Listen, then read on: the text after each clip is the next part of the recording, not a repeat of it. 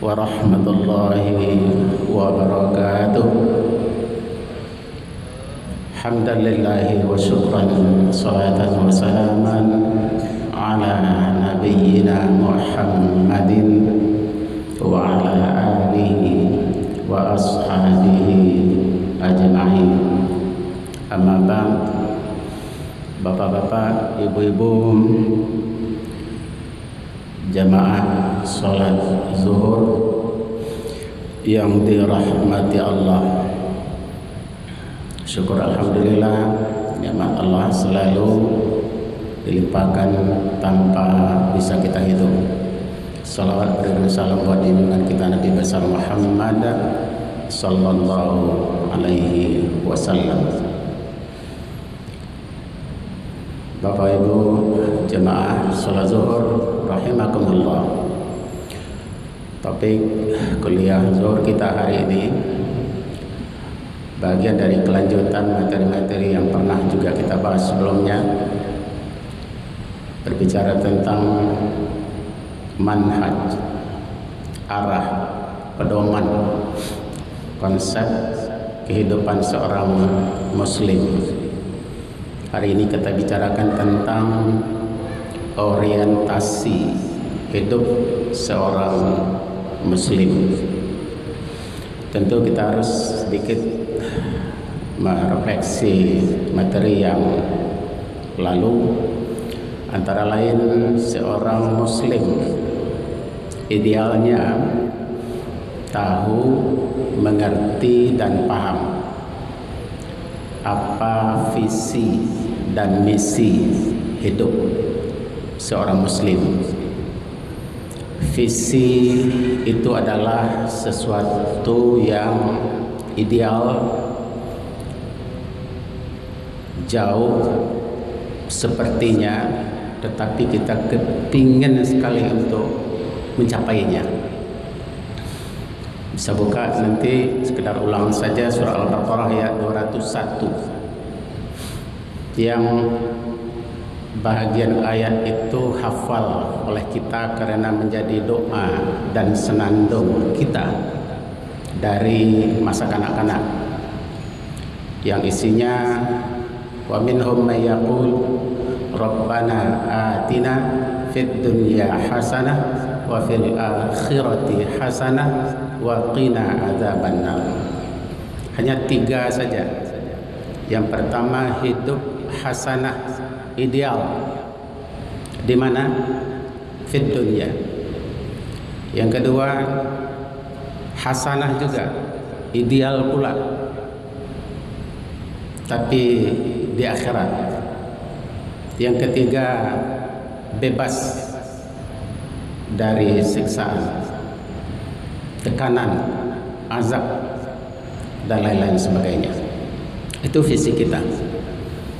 Walaupun sulit diukur ideal itu, ideal hidup di dunia yang hasanah itu seperti apa, sangat variatif, tergantung dari mana sudut pandang seseorang melihatnya. Kedua, begitu kita tahu visi, cita-cita yang harus terwujud, yang kita berupaya mencapainya, untuk itu perlu ada misi. Sehingga orang kan mudah bilang, apa visi dan misi hidup? Kalau terjawab sudah visi, misi hidup seorang muslim itu tidak banyak. Kalau disingkat dengan satu kata adalah ibadah. Wa ma umiru illa liya'budullaha mukhlishina lahuddin. Hanya untuk itu. Jadi ketika ada kata-kata wama, itu nafi, harfun nafi, ada di belakangnya illa, istisna di dalam kajian bahasa Arab, itu artinya hanya, semata-mata. Kemudian juga ada yang lain yang mempertegas, wa ma khalaqtul jinna wal insa illa liya'buduni. Juga seperti itu, ada ma di awalnya, ya, tidak ada maksud untuk diciptakan, tujuan manusia diciptakan, kecuali itu artinya semata-mata. Jadi misi kehidupan seorang muslim adalah ibadah. Landasan hukumnya apa? Dasar hukum ibadah pertama iman. Sehingga muncul dalam hadis rukun iman. Dari ayat Al-Quran disempurnakan dengan hadis sahih, rukun iman menjadi 6. Iman punya konsekuensi. Mustahil orang berkhayal-khayal punya Tuhan, punya Allah, meyakini Allah Maha Pencipta segala macam. Dia punya konsekuensi yang disebut dengan Islam. Itulah peranannya rukun Islam, mengurai, wujud nyatakan dari sebuah keyakinan, punya konsekuensi dalam bentuk rangkaian rukun Islam yang 5. Tentu tidak harus pada tempatnya kita harus menghafal atau mengulang, katakanlah demikian. Rukun iman 6, rukun Islam kelanjutan atau terusan dari seseorang atau konsekuensi dari seseorang beriman, meyakini Allah Subhanahu wa taala. Dua-duanya tidak bisa dipisahkan. Iman saja tanpa Islam tidak benar. Mengerjakan rukun Islam saja tanpa iman tidak diterima karena tempatnya tidak ada. Apa tujuannya ibadah? Juga bisa dipakai kata yang singkat. Ibtigha'a mardatillah. Agar terwujud mencapai keredaan Allah Subhanahu wa taala. Makanya para ahli ibadah dia akan sampai kepada suatu maqam bahwa ia menampakkan, mewujud nyatakan, memanifestasikan hidupnya sebagai orang yang selalu beribadah kepada Allah. Dia merasakan bahwa dia berupaya agar ia mencintai Allah Subhanahu wa taala, dan dia dalam hidupnya merasakan imbal balik bahwa ia juga dicintai oleh Allah Subhanahu wa taala.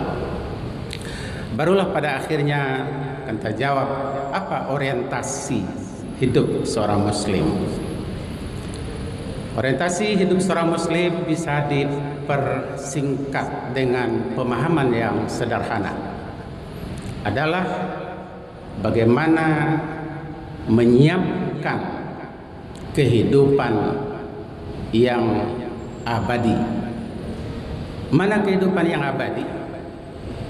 Paling tidak dari sekian banyak ayat Al-Quran ada 2 ayat yang populer dan hampir semua kita mungkin hafal, kalau tidak sering mendengarnya. Walal akhiratu khairul laka minal ula. Akhirat jauh lebih baik dari kehidupan dunia. Wal akhiratu khairun wa abqa. Kehidupan akhirat itu lebih baik, bukan hanya sekedar lebih baik, tapi abadi dibandingkan dengan kehidupan dunia. Maka orientasi aktivitas kita mestinya mengacu kepada kehidupan, persiapan untuk kehidupan di akhirat. Namun jangan salah kaprah, karena ambisi yang begitu tinggi menyiapkan kehidupan akhirat, setiap orang muslim juga tidak boleh lupa mengabaikan atau meninggalkan atau mensepelekan kehidupan dunia. Lihat nanti di surat Al-Qasas ayat 77. A'udzubillahi minasyaitonir rajim wa baghi fima atakallahu daral akhirah wa la tansa nasibaka minad dunya wa ahsin kama ahsanallahu ilaik wa la tufsidu fil ardh wallahu la yuhibbul mufsidin. Arti ayat itu secara bebas adalah gunakanlah segala sesuatu yang telah diberikan oleh Allah kepadamu. Wabtaghi fima atakallahu ad-daral akhirah. harus semua yang diberikan oleh Allah itu digunakan untuk dalam rangka mempersiapkan suatu kehidupan yang disebut dengan darul akhirah. Darul akhirah itulah yang disebut dengan tadi itu khairu wa abqa. Karena kehidupan itu abadi, kekal, lebih baik dari dunia, maka harus diorientasikan kehidupan kita menyiapkan itu. Pertanyaannya, dari mana dimulai? Nah, disinilah kadang-kadang kita melihat ada ketimpangan-ketimpangan di tengah masyarakat. Mulainya tidak ditanyakan. Jangan dimulai nanti setelah kehidupan dunia berakhir. Karena ayat itu mengatakan wala tansa nasibaka minad dunya. Minad dunya. Sekali lagi, minad dunya itu artinya dimulai dari kehidupan dunia. Kalau begitu, kehidupan dunia tidak boleh diabaikan, tidak boleh dilalaikan. Urus, ada kewajiban-kewajiban di dunia, laksanakan itu maksimal. Kewajiban kepada Allah, kewajiban sesama manusia, kewajiban terhadap lingkungan kita, kewajiban terhadap alam semesta, tidak boleh dilalaikan. Disitulah perannya diisi kehidupan itu dengan amar ma'ruf nahi mungkar secara berimbang, sehingga orang yang benar dengan konsep dan frame kehidupannya, dia akan berupaya kembali kepada visi tadi, ideal dunia, ideal akhirat. Bagaimana ideal dunia? Kehidupan itu harus dimulai dengan persiapan yang sebaik-baiknya mulai dari dunia. Untuk itu, apa saja yang diberikan oleh Allah kepada kita? Sebutlah dari yang paling kecil pada yang paling besar. Umur diberikan, wa ma atakallahu, itu diberikan oleh Allah, akan kita pertanggungjawabkan nanti. Untuk apa saja kita gunakan umur yang sekian puluh tahun, katakanlah begitu. Ilmu yang diberikan oleh Allah, otak kita, fasilitas diberikan oleh Allah agar diisi dengan ilmu pengetahuan. Pertanyaannya, untuk apa ilmu yang diberikan oleh Allah? Untuk apa akal dan pikiran digunakan? Materi dan harta, contoh lain. Ini istimewa, tidak satu pertanyaannya. Pertanggungjawabannya adalah pangkal dan ujung. Kalau harta benda materi ditanyakan pangkal dan ujungnya, dari mana diperoleh, ke mana digunakan.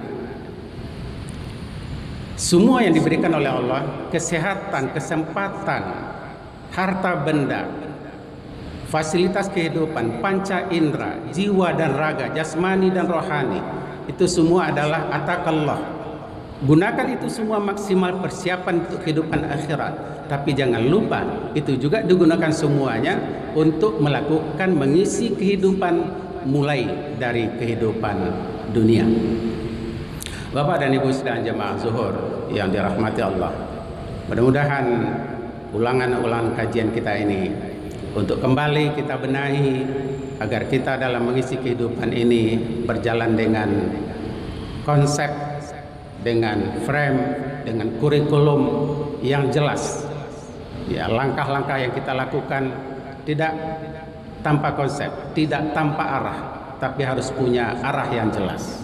Ahsin kama ahsanallahu ilaik, itu adalah frame ketiga dari iman, Islam, dan ihsan.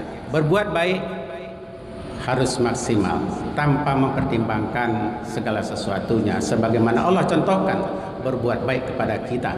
Beriman tidak beriman kepada Allah diberi fasilitas. Kafir mau iman kepada Allah silakan, tapi diberi fasilitas kehidupan dunia. Ihsannya Allah mari kita tiru. Billahi taufiq wal hidayah. Assalamualaikum warahmatullahi wabarakatuh. Allahu Akbar, Allah